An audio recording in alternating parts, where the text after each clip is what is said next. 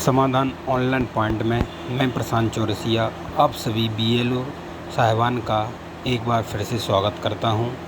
आज मैं एक नए वीडियो के साथ उपस्थित हुआ हूं, ठीक है, जिसका नाम है कि बीएलओ ऐप की सहायता से एच2एस सर्वे कैसे करेंगे।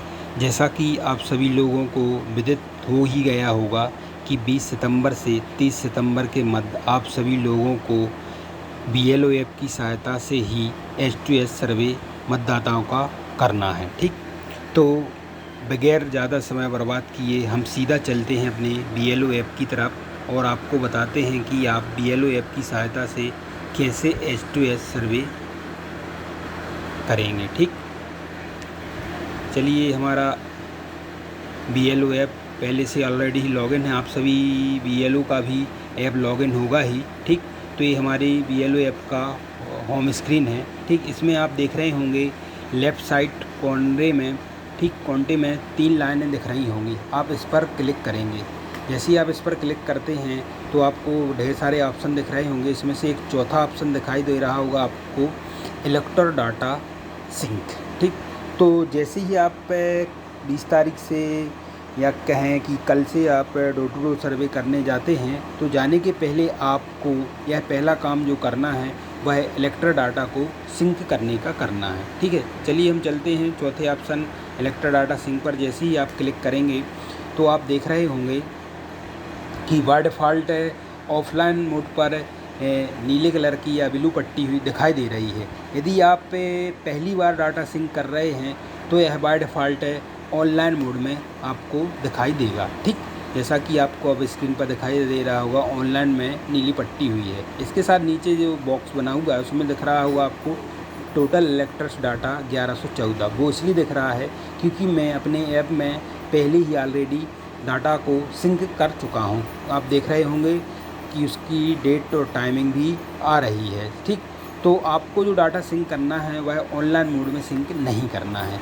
आप राइट हैंड साइड में जो ऑफलाइन मोड है आप उस पर क्लिक करेंगे और जैसे ही उस पर क्लिक करते हैं तो नीली पट्टी ऑफलाइन मोड में आ जाएगी। जब ऑफलाइन मोड में नीली पट्टी आ जाती है तब उसके बाद आप जो दूसरा पीले कलर का बॉक्स है उसमें जहाँ सिंक नाउ लिखा हुआ है आप उस पर क्लिक कर देंगे। ठीक, देखिए, मैं जैसे ही क्लिक करता हूँ तो मेरे में लिखा आ रहा है डाटा इज़ ऑलरेडी सिंक। ठीक, क्योंकि मैंने हाल ही में अपने डाटा को सिंक किया हुआ है। ठीक, तो इस आप लोग सभी सिंक कर लेंगे तो उसमें थोड़ा सा टाइम लगने के बाद आपका डाटा सिंक हो जाएगा और यहाँ टोटल इलेक्टर्स की संख्या आपको प्रदर्शित होने लगेगी जो आपकी मतदाता सूची में दर्ज है। ठीक, यह काम करने के बाद आप सीधा वापस आएंगे होम स्क्रीन की ओर और आप होम पर क्लिक करेंगे। होम पर क्लिक करने के बाद आप चौथा ऑप्शन दिखाई दे रहा होगा आपको ऊपर की लाइन में एच2एस सर्वे, आप करेंगे इस पर क्लिक। जैसे ही आप इस पर क्लिक करते हैं डाटा को सिंक करने के बाद तो आपको अपने मतदाताओं की गृह क्रमांक के सहित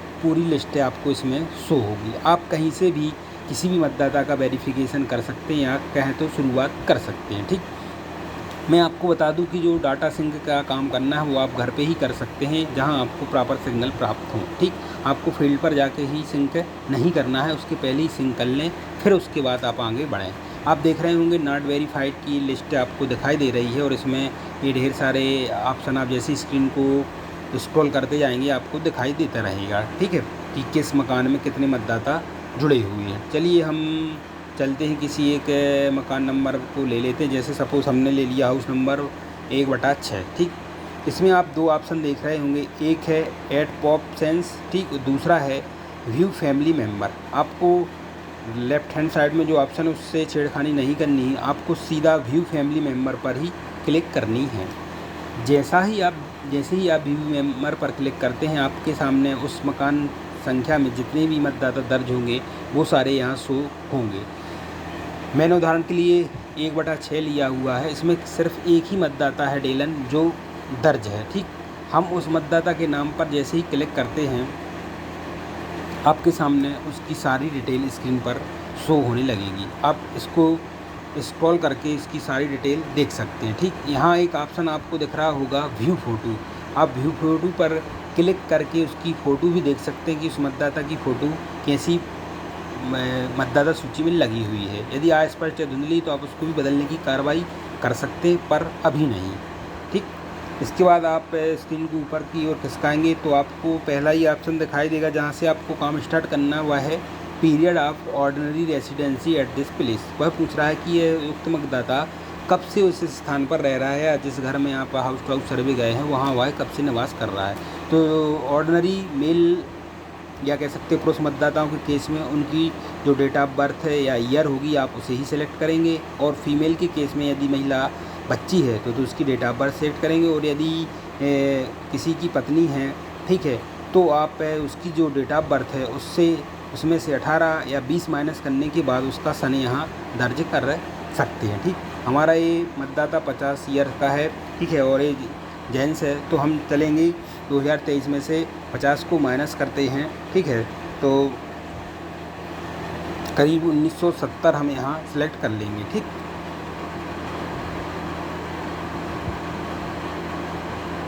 उत्तर में तो 53 साल का हो जाएगा, हम यहाँ 1973 के साथ आगे बढ़ेंगे। ठीक, अब इसके बाद अगला ऑप्शन है on house visit application is found.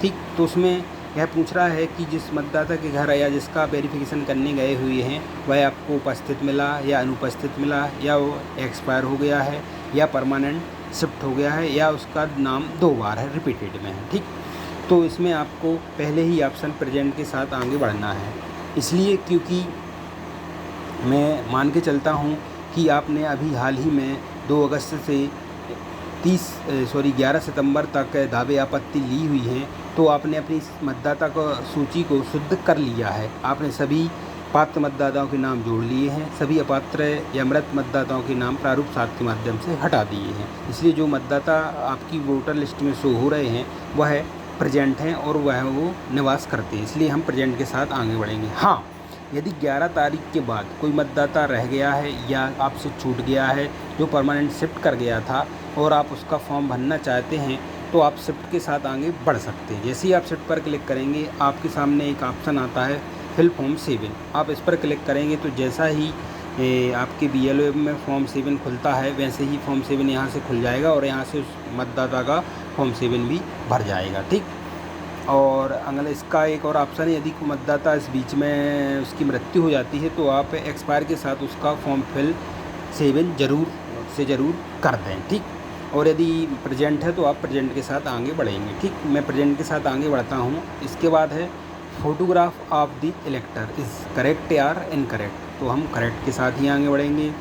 अगला है the detail of इलेक्टर on house visit are same और नॉट, तो हम सेम के साथ ही आगे बढ़ेंगे। डेट ऑफ बर्थ में भी सेम करेंगे, एड्रेस में भी सेम ही करेंगे। इसलिए करेंगे क्योंकि यदि उसमें कुछ करेक्शन करना भी है या कोई मतदाता कहता है कि हमारी डेट ऑफ बर्थ या कुछ नाम वगैरह या एड्रेस मिसमैच है या गलत है, तो आप उसका फॉर्म 8 अभी भर नहीं पाएंगे, क्योंकि आपको पता ही है कि 11 सितंबर से, ठीक है, दावे आपत्तियों का कार्य बंद कर दिया गया है। ठीक, अगला ऑप्शन है इम्पोर्टेंट ऑप्शन है जो है इस PWD, इसे आप ज़रूर मेंशन करेंगे। वह पूछ रहा है कि जिस मतदाता का आप सर्वे कर रहे हैं या जिसके घर गए हैं वह मतदाता क्या विकलांग तो नहीं है।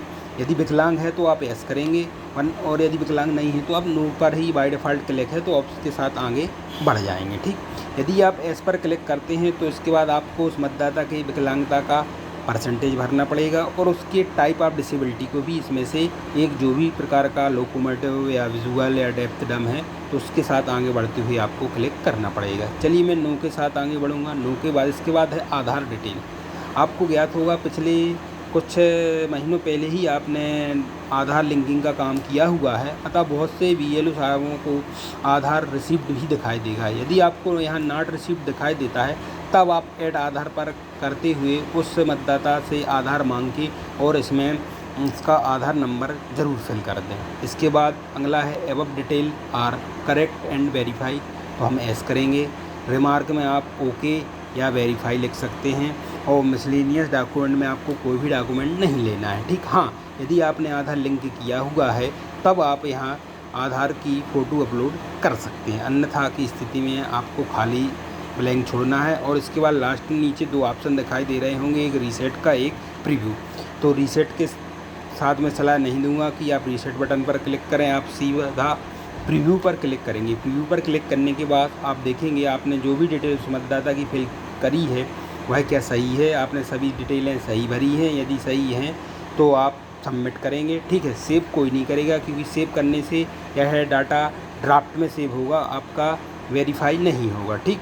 तो हम सबमिट पर क्लिक करेंगे और जैसे ही सबमिट पर क्लिक करते हैं तो एक पॉपअप विंडो शो होती है कि have you verified the entered information. तो आप ओके करेंगे। जैसे ही ओके करेंगे तो आपको एक और विंडो प्रदर्शित होगी जिसमें सक्सेस वेरीफाइड सक्सेसफुली और ओके का मैसेज आएगा, ठीक। इसमें आप देख रहे होंगे एक एरर आई है, नो डाटा फाउंड, उसको आप ओके कर सकते हैं, ठीक।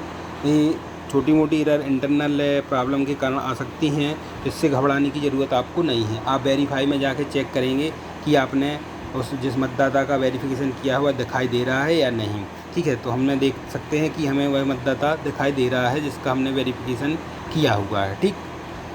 और यदि आपको यहाँ वेरीफाइड में वह मतदाता नहीं दिखता है तब आप अगला स्टेप क्या करेंगे, आप एरो की सहायता से वापस होम स्क्रीन पर आएंगे और जो पहला स्टेप आपने किया था इस डॉट पर क्लिक करने के बाद इलेक्टर डाटा सिंक पर जाएंगे और आप नीचे देखेंगे यहाँ दूसरा जो ग्रीन बॉक्स है, टोटल वेरीफाइड इलेक्टर की संख्या अभी 2 दिखा रहा है।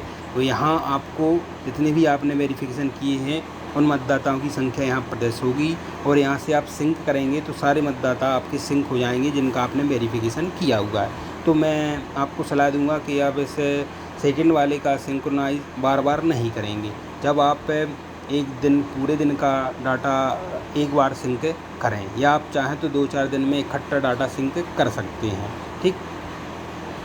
इसके बाद हम वापस अपने होम पेज पर आ जाते हैं।